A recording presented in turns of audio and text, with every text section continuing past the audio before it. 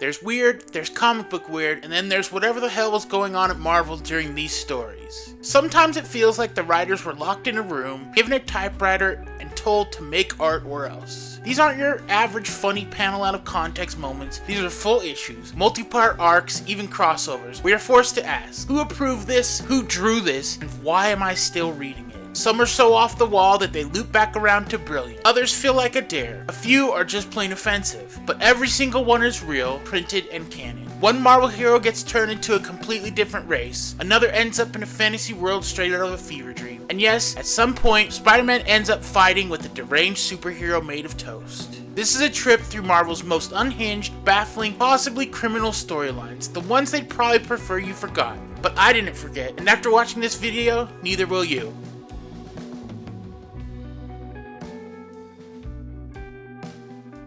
Let's start off talking about the time Marvel decided Aunt May, yes, Peter Parker's elderly aunt, should become a cosmic force of nature, wielding the power cosmic, flying through space to feed Galactus snack cakes. This is Marvel Team Up number 137 from 1984, and no, you're not hallucinating. This bizarre tale was part of Assistant Editors Month, a Marvel stunt where the regular editors left town and supposedly handed the reins over to their assistant editors. The result? A wave of strange, satirical, and outright unhinged comics. Think of it as Marvel letting the interns take over for a month and somehow printing the results. In this issue, the Fantastic Four and Spider-Man are at a circus with Franklin Richards, Mary Jane, and Aunt May. Classic superhero downtime. When trouble breaks out, the heroes spring into action, leaving Franklin in Aunt May's care. And then Galactus shows. Yes, the Devourer of Worlds crashes the circus grounds, ready to eat Earth like it's an appetizer. Aunt May, ever the protector, confronts him, not with weapons, but with grandmotherly concern. As Galactus prepares to choose a new Herald, Franklin shares his Twinkie with him. Galactus loves them. Like, really loves them. Enter Golden Oldie. Aunt May transformed into Galactus' new Herald, tasked with finding snack-based sustenance to keep him from eating Earth. She flies off into the cosmos and eventually meets a literal cosmic baker, who specializes in crafting planets made entirely of sponge cake, because why not? Galactus chows down on this galactic dessert and is finally satisfied. May returns to Earth, Franklin keeps her secret, and all seems well. Until the last page, where we find out that the entire story was a dream. Not just a dream, but a dream within a dream. Ending with Stan Lee waking up in confusion, because even he couldn't believe this comic existed. This story is equal parts parrot and sugar-fueled fever dream, poking fun at the old host snack cake ads that used to run in comics, while also showing just how far Marvel was willing to go when the grown-ups weren't watching.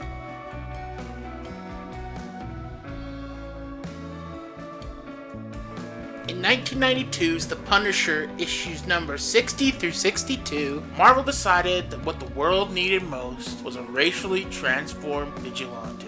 Not metaphorically, literally. For a few deeply misguided issues, Frank Castle becomes a black man.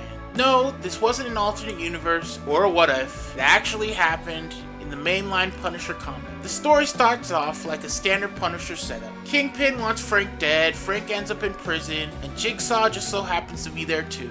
Naturally, Jigsaw pulls out a knife, slices Frank's face to the bone. Frank escapes, of course, looking like something out of a Grindhouse movie, and ends up in the care of an old friend. That's when things get just bizarre and wrong.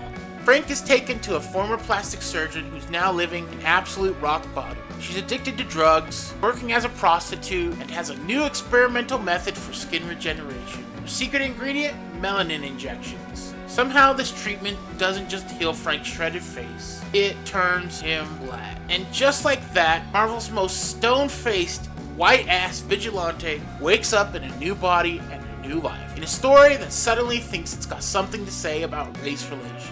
Spoiler, it absolutely does not. As Frank tries to lay low, he ends up in Chicago and partners with Luke Cage, because obviously when you're newly black you get assigned a buddy from Marvel's only black superhero roster at the time. The comic tries kind of to touch on issues of racial profiling. At one point Frank gets pulled over by the cops for no reason. He's shocked, Luke is not. There's a faint glimmer of a relevant idea here. briefly, but the comic doesn't explore it. Instead, it stumbles around the topic like someone tripping over their own good intentions. Eventually, the melanin wears off. That's not how that works, by the way. And Frank goes back to his usual appearance, as nothing happened. No consequences, no growth, no serious reflection. The story ends, and Marvel basically acts like the whole thing didn't happen. Honestly, most readers probably wished it hadn't. This arc is infamous for its tone deafness. It wasn't satire, it wasn't social commentary, and it wasn't thought-provoking. It was just air. A bizarre editorial decision that somehow passed through every stage of production without someone saying, hey, maybe this is a bad idea.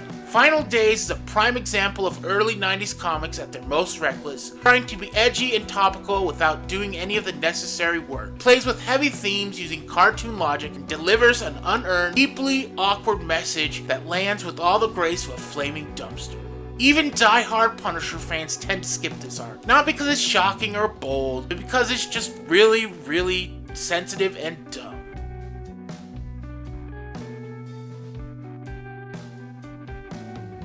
Spider-Man Hooky, the one with the floating islands and the cockroach demon. Spider-Man Hooky isn't just weird, it's cosmically, beautifully, unapologetically weird. Originally published in 1986 as Marvel graphic novel number 22, the story feels like someone took a Dungeons & Dragons campaign, sprinkled in some H.P. Lovecraft, and then just dropped Spider-Man in the middle of it. Cause why not? The tale begins like many Spider-Man stories. Peter Parker is doing his usual swing through the city when he meets Miranda, a sorceress who looks like a child but has been living alive for centuries. She's skipping school in the most literal sense because her version of class involves dealing with a monstrous apocalypse beast designed to kill her if she ever matures into her full power. Like you do, she pulls Spider-Man into her home dimension, Cloudsea, a surreal, otherworldly place full of magical floating islands, airships, and weird monsters that would make even Doctor Strange stop and say, wait, what? The whole thing has the energy of a fever dream, powered by heavy metal album art. And then there's the villain, Torden Kakerlak, which roughly translates from Norwegian as Thunder Cockroach. Yes, the demon of this dimension has the name of an IKEA kitchen cabinet and the look of a walking pile of nightmares. It was created by Miranda's evil wizard dad to kill her if she ever steps out of line. And every time Spider-Man defeats it, it evolves. Stronger, scarier, slimier. That alone is bizarre enough, but what makes it even more off the wall is that Spider-Man really never seems to question any of it. He's just rolling with it, like, ah yes, floating sky islands, a magical girl with daddy issues, a demon bug that keeps respawning, typical Tuesday. The whole story is brought to life with incredible moody artwork from horror legend Bernie Wrightson. Giving this tale a surreal, almost gothic tone, doesn't feel like any other Spider-Man comic. Fantasy horror meets superhero weirdness, and it shouldn't work, but somehow totally does. And yeah, it's weird, it's really weird, but that's exactly why I love it. Comics are at their best when they're unafraid to get strange, and Hooky embraces that with both arms. It's not a classic in the usual sense. There are no iconic villains, no big continuity moments, no multiverse shenanigans, but it sticks with you, like a dream you barely understand, can't stop thinking about. This isn't your friendly neighborhood Spider-Man, this is your sky-sailing, cockroach-slaying, fantasy warrior Spider-Man. And honestly, I want more of that.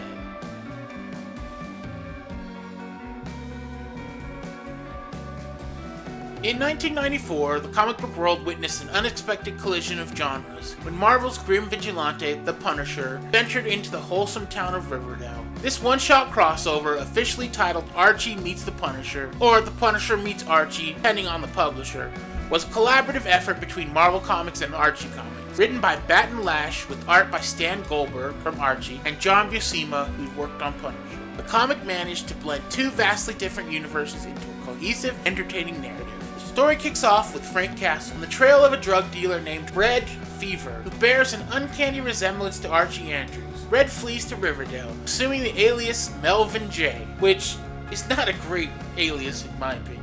Anyways, he integrates himself within the townfolk, even securing a date with Veronica Lodge. Meanwhile, the Punisher arrives in Riverdale, mistaking the real Archie for Red, leading to a series of comedic and action-packed events. Eventually, the misunderstanding is cleared up, and the unlikely duo teams up to rescue Veronica from Red's clutches. What makes this crossover remarkable is its ability to maintain the integrity of both universes. Riverdale remains its idyllic, lighthearted self, while the Punisher's gritty demeanor is stirred. The comic cleverly juxtaposes these tones, creating humorous situations without compromising character authenticity. For instance, the Punisher's use of non-lethal methods in Riverdale. such as incapacitating a thug with a cake during a school dance, showcase this balance. To visually represent the merging of these worlds, the comic employed a unique artistic approach. Stan Goldberg illustrated the Archie characters and settings, while John Buscema handled the Punisher's world. Inker Tom Palmer unified the contrasting styles, resulting in a seamless blend that enhanced the story. When this first came out, a lot of fans rolled their eyes, but Archie Meets the Punisher defied expectations, and actually got good reviews for its clever storytelling, respect for both franchises. It even opened the doors for other insane crossovers in the Archie universe. Kiss, Sharknado, even The Predator. Yeah, really. Personally, I love this comic. It's a perfect example of comics not taking themselves too seriously while still delivering a fun story. It's goofy, it's weird, but it somehow works, and I think that's what makes it awesome. Like, where else do you get a battle between a bubbly high school drama and a bullet-happy vigilante?